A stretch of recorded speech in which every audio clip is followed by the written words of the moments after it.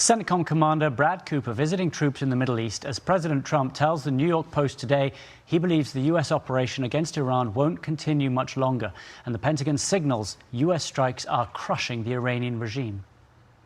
Our strikes are damaging the morale of the Iranian military, leading to widespread desertions, key personnel shortages, and causing frustrations amongst senior leaders.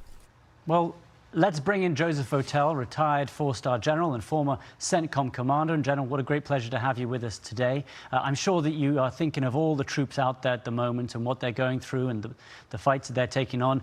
And I wonder whether or not, because you must have practiced and prepared and trained for any possible attack on Iran when you were CENTCOM commander, how similar is what we're seeing now to what you prepared for and trained for in the past? And are there any surprises that we're seeing?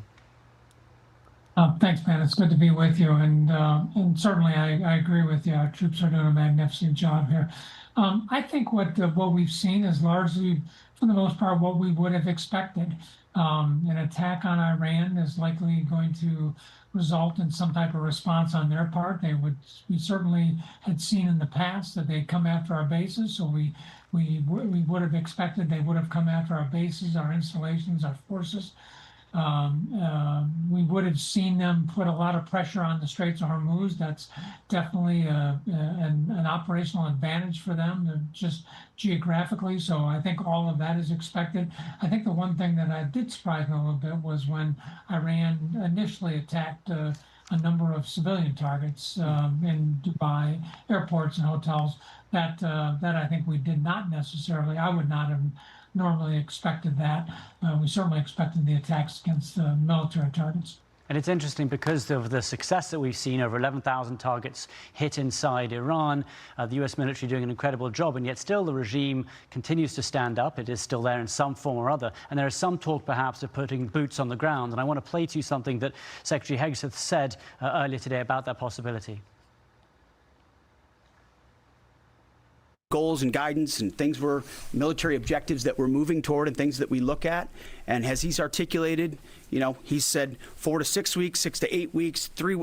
It could be any particular number, but we would never reveal precisely what it is because our goal is to finish those objectives. And we're well on our way. So that's not exactly the soundbite we were talking about in terms of boots on the ground and the possibility for that. But what do you make of the idea that perhaps U.S. troops, whether it's the 82nd Airborne, Marines, could go into either Carg Island or get uranium back? Are those feasible? Well, yeah, I think the deployment of our ground troops into the region really is designed to do two things. One is to send a very powerful message to the Iranians that we have a lot of capabilities and we're very dedicated to accomplishing our mission. And then, second of all, it's to give the secretary and the combatant commander and the president the maximum number of options.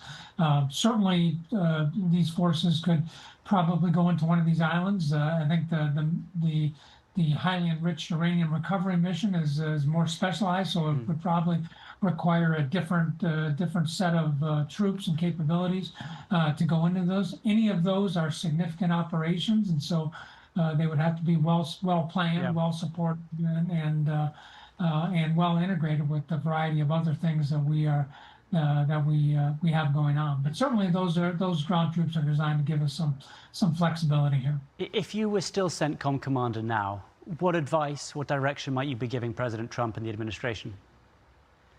Well, I think the most important thing is to continue the systematic destruction of the Iranian war-making capabilities. That's what CENTCOM has been focused on for the last 4 weeks. That's what they'll continue to be focused on going forward. We shouldn't look at it as a failure just because they get a missile or a drone out, even if they do cause some effects. That is to be expected in a war of this nature, where there's an adversary literally fighting for their lives. So that's going to happen. But what's happening is that Admiral Cooper and our CENTCOM forces, our magnificent military, is tightening the ratchet every day, making this more and more difficult and more costly for Iran to continue to launch these attacks. It'll continue for some period of time, but I think we've got to stay the course here now that we are engaged in this and achieve our objectives. Yeah, General Joseph Votel, what a great pleasure to have you on the show today. Thank you for your service, and I know all of us are thinking of our troops who are out there at the moment, so thank you, sir. Sandra? Be sure to like and subscribe for all the Fox News latest on YouTube and catch full shows streaming now on Fox One.